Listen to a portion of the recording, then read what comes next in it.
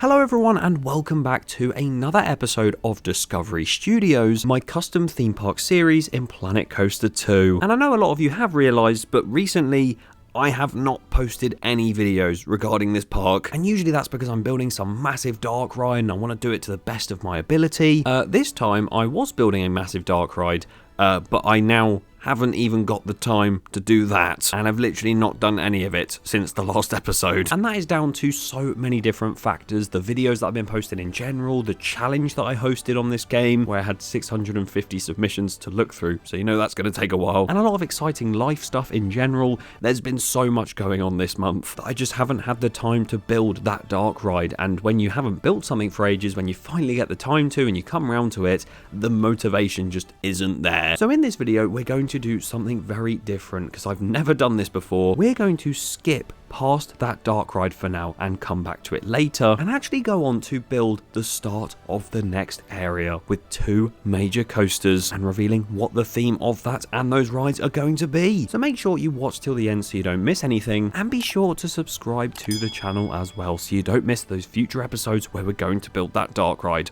at some point. So to begin with, as you can see, I'm at the park. We're not going to go down on foot just yet because we'll save that for later once I've built those two new rides, but we're just going to have a little overview of what we've done so far. Of course, the three areas around, both very small over there and very tall over here. Those were all fully completed at the time, and then you have the Pokemon themed land, which I've done some of, such as all these little new buildings you might not have seen, this new flat ride that I put in, and also this dark ride layout, which I'll get onto another time, though you might have seen some testing footage of that in another video. Ooh. But as much as I have enjoyed making this Pokemon themed land right in front of us, like I said, when you have a ride like that you want to put so much effort into, and then all of a sudden you have no time to, so all your ideas sort of just drain out and your excitement for it disappears, you don't really feel like making it. So I'm going to leave it until I get that motivation back and we can go back and finish the Pokemon area as a whole, because we're on the final stretch of finishing Discovery Studios, because we only have that one area right at the back to now start work on and complete. And this area is going to be very different to all the others because it's going to be split into 4 sub areas inside that will all have their own themes, so will all be revealed in due course, because they are going to be in the brand new final area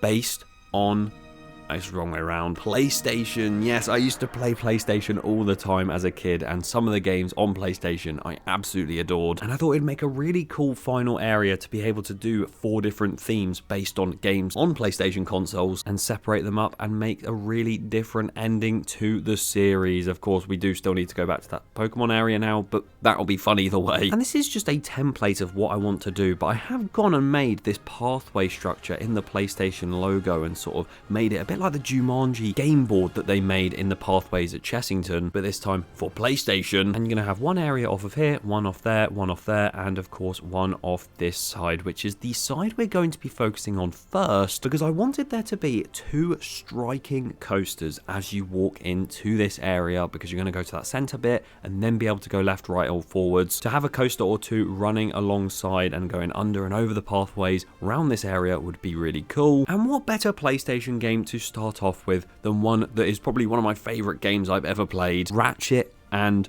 Clank. We literally named a ride in Isle of Discovery, my previous park, after them, so it only felt right to make part of the PlayStation land based on them. And we're going to be building 2 dueling coasters in this huge section here. It's going to be a very cool 2 looking coasters, so let's get into it. The terrain is ready and I am ready to build these coasters, and we're starting off with a Vekoma suspended coaster. Yes, as you can see, going up to around 112 feet there, I think. Not as tall as the Defcon coaster, but it really doesn't need to be, because that one's way too thrilling for what I want to do with this. You've got this brand new suspended new gen Vekoma going in. I haven't built an invert in this park yet. I haven't built an inverted coaster in ages, I feel. So I thought it'd be a really nice challenge, and I have never built one of these before, ever. It came in a recent DLC to the game.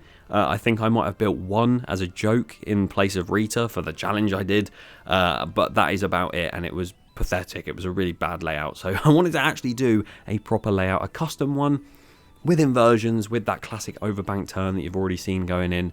But even after that drop, you've got a really quick left-hand overbank, which I really quite like, into the terrain, which I think is going to make the main thing for this coaster and these coasters is the terrain, because obviously Ratchet and Clank, if you ever played it, they travel to so many different planets and everything. So being able to go in and out of maybe like a fiery planet or just a sort of tree, grass planet, icy planet, there's so many different options. I probably will actually go into the snowy sort of icy planet towards the station end because, well, we've got Mount Coronet from the Pokemon area to try and blend in, and that's a very snowy mountain, so that'd be quite nice. But I just want to make it float really nicely, like there is some sort of space travel going on, like you see in Ratchet and Clank, maybe some references to the games.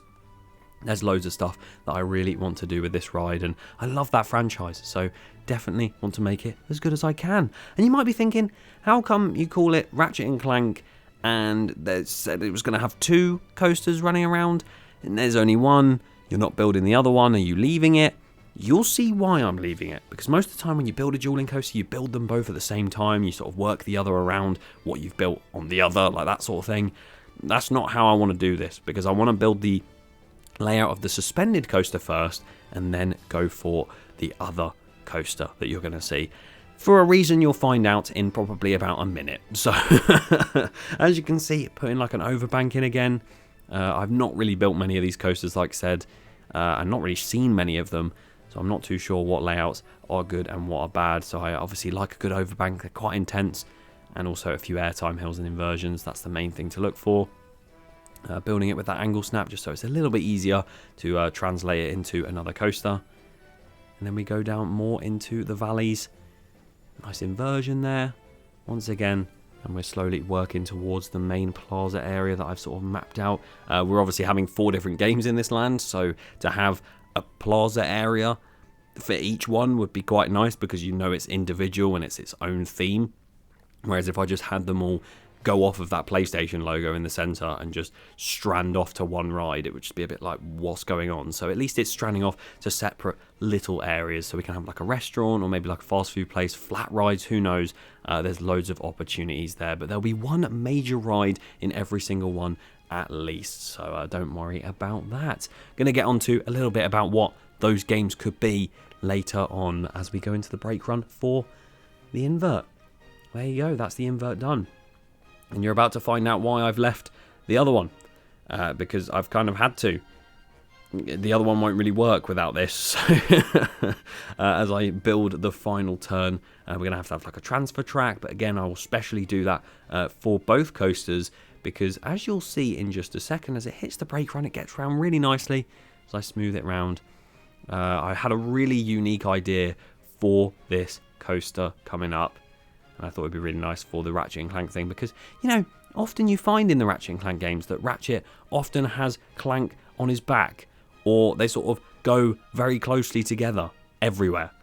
Now, it'd be wrong to have the coasters so far apart and the stations be like a million miles away and they join up like the Grand National and stuff. Not that the station's in that a million miles away. If anything, there's not enough space between those 2 stations. But instead, what if I made it so the second coaster literally rides the back of the other one? As you can see, the lift hill is directly on top of it, this sit down coaster on top of the suspended one, and it's going to ride on top of it all the way up and down this drop. It won't ride on the back of it for ages, because obviously the profiling would be horrific on the sit down if it was to be the case.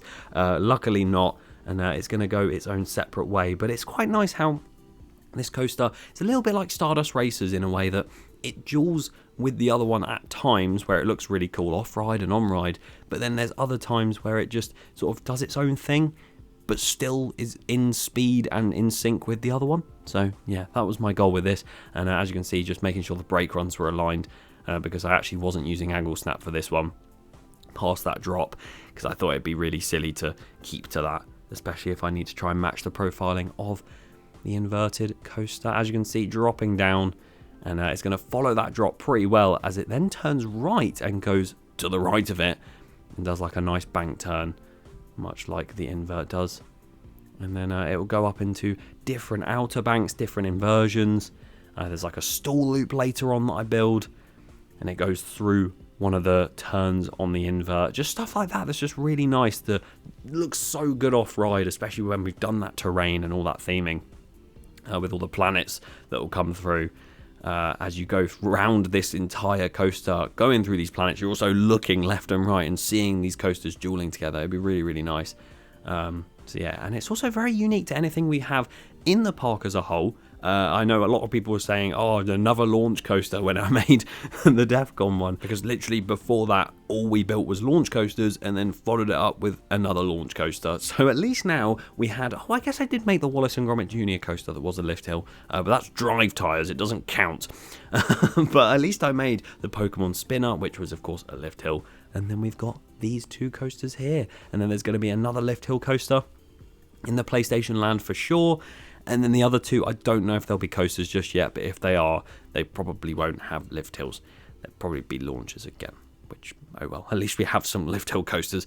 But talking of the other lands, I know I mentioned there's going to be 4 games, one of which you know is Ratchet and Clank, and it's kind of the reason I've held off on making the sort of reveal of the land and the reveal of the different areas within so not dramatic. I guess that's the word, because usually it's oh my god, the Kronos is charging up, guys, look, Pokemon is revealed, Wallace and Gromit, DEF CON 1, Formula 1, and when I reveal those, it's sort of like, like you're going to build a Pokemon-themed dark ride and maybe base it on a Pokemon boss battle, or Wallace and Gromit, you might theme something to one of the films.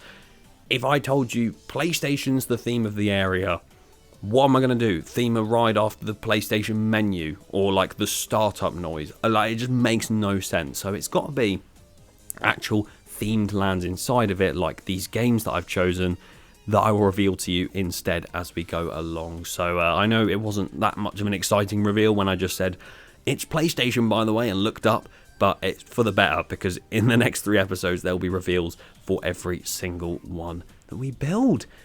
Ratchet & Clank is the first, of course, a PlayStation exclusive game, although there is a film, so technically it's not just PlayStation exclusive, because this could be a movie land as well.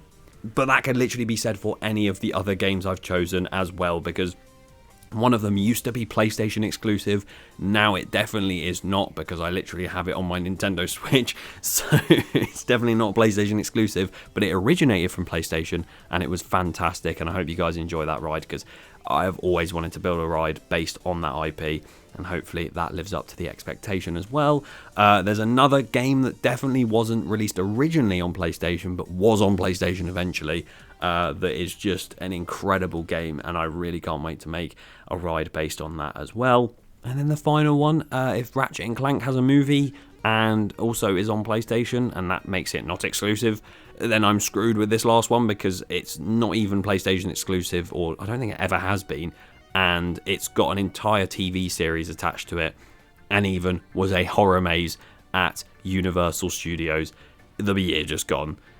Yeah, I'm screwed with that one. But yeah, I just wanted to make an area with these video games that I really enjoyed playing when I used to play them on my PlayStation into one area. So the next one's coming up won't strictly be PlayStation games, and you might think, why the hell is it in a PlayStation land? It's sort of because I didn't want to just make, welcome to video game land, guys, because we have the Pokemon land, and that is partially a video game, and I didn't want to make it like that. So I've gone and made PlayStation the theme.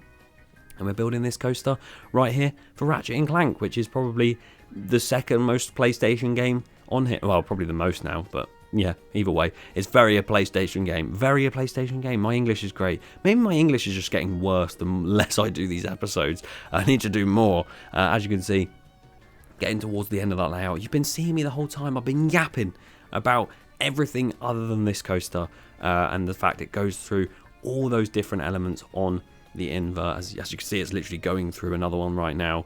That helix right there, going through that very nicely. That is a very tight inversion. That will get reprofiled.